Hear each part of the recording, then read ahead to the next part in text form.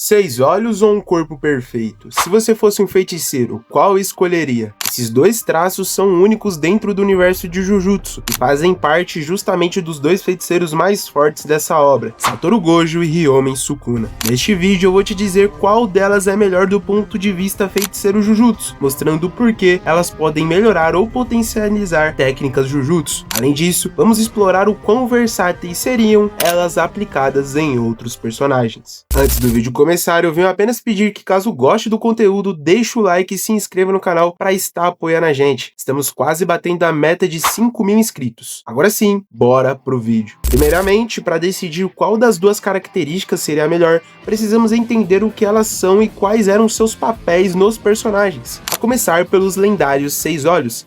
É de conhecimento geral que essa peculiaridade do honrado foi algo herdado pelo clã Gojo e está presente na história desde os primórdios. Essa característica Jujutsu se manifesta como um par de olhos azul claro, que dão uma percepção extrasensorial ao seu portador. Isso inclui ver o fluxo da energia amaldiçoada em detalhe extremo e a habilidade de usar esse fluxo para ler técnicas amaldiçoadas, que por consequência faz o usuário descobrir muito mais rápido o entendimento das inatas adversárias. Além disso, a visão desses olhos é comparável a uma câmera infravermelha de alta definição, permitindo a eles enxergar até com os olhos cobertos. Com isso, o sortudo que tiver eles pode facilmente ver coisas de vários quilômetros de distância e distintivamente discernir entre figuras diferentes dentro desse alcance. Os olhos também entregam um controle ultra preciso sobre a energia do próprio usuário, fazendo a perda de energia gasta para ativar uma técnica ser infinitesimalmente perto de zero, tornando impossível a energia amaldiçoada de ser esgotada. Isso aqui já coloca qualquer portador desses olhos no auge do Jujutsu, afinal, a base para qualquer manobra com energia amaldiçoada requer essencialmente controle,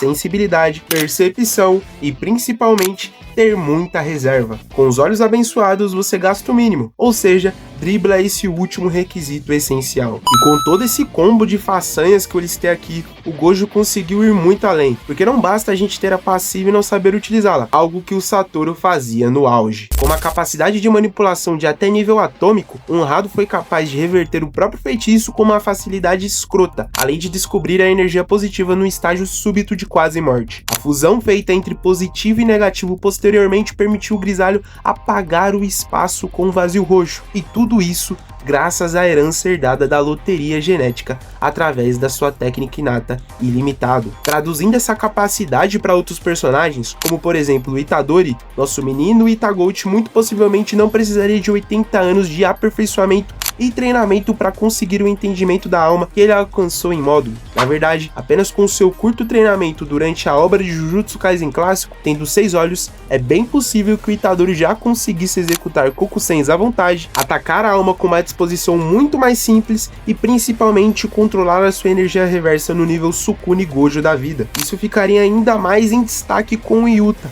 por exemplo, que detém evidenciado uma reserva de energia maior que a do Gojo. Aí tu imagina esse cara com um gasto praticamente zerado e podendo aproveitar muito mais as suas técnicas copiadas com uma sensibilidade a 1000. Absurdo que os 6 olhos podem proporcionar a um feiticeiro. Agora que a gente já falou um pouco sobre essa característica, é momento de ir para a contrapartida dessa escolha, o corpo perfeito de Ryomen Sukuna. Como analisado pela visão de raio-x de Hajime Kashimo, assim que Sukuna recuperou seu corpo da Era Heian após vencer o Gojo, aquele corpo era perfeito. Mesmo com as mãos unidas para fazer selos, ainda há outras duas vazias. Ele também pode entoar suas técnicas amaldiçoadas sem forçar o seu coração e pulmões. Ter o dobro de membros de uma pessoa comum, como os braços e a boca, é uma vantagem para qualquer feiticeiro. Ainda que o corpo do Sukuna seja normal, nenhuma de suas funções corporais foi afetada. Essa é a explicação crua que o Gege Akutami entrega pra gente na análise do Deus do Trovão,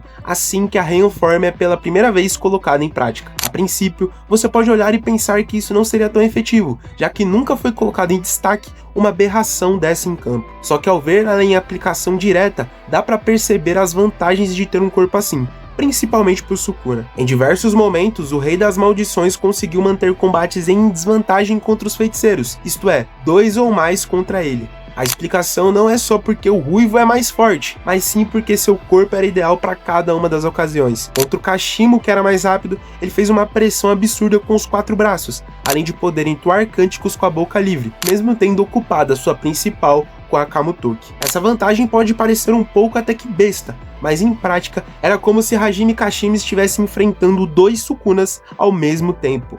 Algo básico, mas extremamente efetivo. Outro exemplo prático que temos é quando na expansão do Yuta, dentro dela, o Rei das Maldições é obrigado a ativar a sua técnica anti-domínio, a Cesta de Vimioka. Em qualquer uma das ocasiões, o mais justo é que, sem as mãos postas na posição, o alvo do domínio deveria ficar em desvantagem tremenda, justamente pela inutilização dos membros. Mas no caso do Sukuna, não. Com a técnica de antidomínio em campo, o desonrado ainda conseguia bater de frente ao mesmo tempo com os 2 alunos de Gojo, anulando a teoria da desvantagem de manter o seu antidomínio ativo. E ainda se quisermos esticar o chiclete com esse benefício dos 4 braços e 2 bocas, entra a questão do sacrifício e voto vinculativo. Contra Higurumo, o Sukuna nem se importa de perder uma das mãos, e por mais que os outros portadores de energia reversa pudessem fazer a mesma manobra, afinal, é só regenerar depois, e o homem tem o dobro de benefícios. Ele pode brincar com um par de braços que ainda vai ter outros, e isso eu falo também para votos vinculativos. Se ele implicar condições na sua técnica inata que te faça fazer selos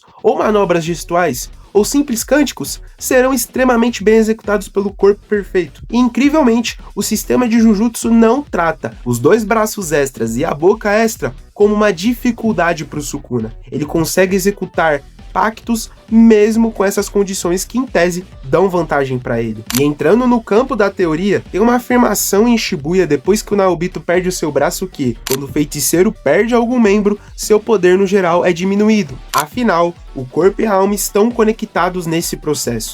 E se a gente for ver o motivo do Sukuna ser extremamente roubado e poderoso, pode estar explicado bem abaixo dos nossos narizes, 2 braços a mais. Enfim, é apenas uma suposição, mas até que faz sentido. Outros feiticeiros com 4 braços e uma boca extra poderiam dar trabalho, mas eu não consigo não puxar sardinha pro meu preferido, Itadori Yuji. Esse garoto com 16 anos já tava batendo de frente com o tio avô, com 2 braços a menos, imagina se ele tivesse um par extra. Yuji poderia aplicar sequências de Kokusen absurdas com duplicidade no movimento, além de conseguir botar mais pressão do que qualquer um na obra. No fim de tudo, dependeria somente do nosso protagonista para saber usar bem esse corpo, mas eu tenho certeza que ele seria absurdamente mais versátil e forte. Pois bem, explicados os 2 com alguns detalhes especiais, a pergunta enfim pode ser respondida. Qual das 2 características é a melhor? O entre aspas corpo perfeito ou os olhos que enxergam quase tudo?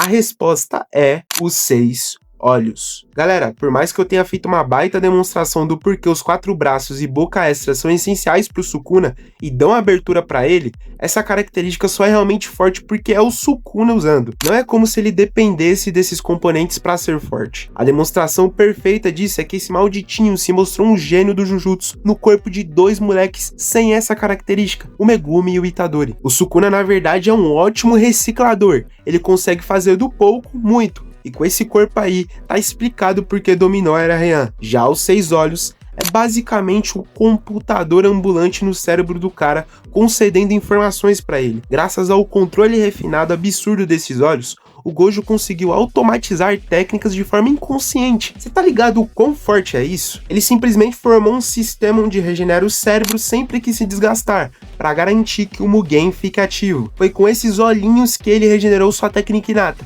algo que o próprio Sukuna fez questão de copiar. Então, além da herança do clã Gojo conseguir melhorar tudo que tocar, seja diminuindo o gasto de energia, seja dando energia reversa e aplicação total no feitiço, no final das contas, o Rikugan é uma inteligência quase artificial com capacidade criativa ao máximo. E o Gojo, obviamente, aproveitou e abusou disso. O arsenal do honrado era o que era por causa dessa passiva, e você não pode falar o contrário. Diferente do Sukuna, que não necessariamente depende de um corpo, o Gojo é mostrado com um alto volume de explicações do seu próprio poder atrelado aos olhos. Isso não é uma crítica ou tentativa de chamar o Satoru de bucha, mas para mostrar que ele pegou o próprio poder e fez suco até com a casca dele. Satoru Gojo é o exemplo perfeito para algo que chamamos de extração perfeita. Tudo que ele podia fazer, ele fez. Não faltou um sequer uso com o traço único mais forte de Jujutsu Kaisen. E é por isso que, na minha opinião, a pílula azul seria a melhor opção para um feiticeiro qualquer.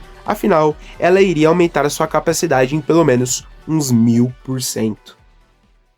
Esse vídeo aqui ele foi feito com um tweet que eu vi no Twitter, antigo Twitter no caso, né, que agora se chama X, e me chamou muita atenção, gostei bastante do tema e trouxe aqui pro canal. Mas lembrando, ainda estou aceitando sugestões de vocês aí nos comentários, e já tá saindo um vídeo aí, logo logo, de sugestões dadas por vocês. Então, não se esquece de passar aí na aba de baixo e falar algum tema de teoria que você quer muito ver por aqui.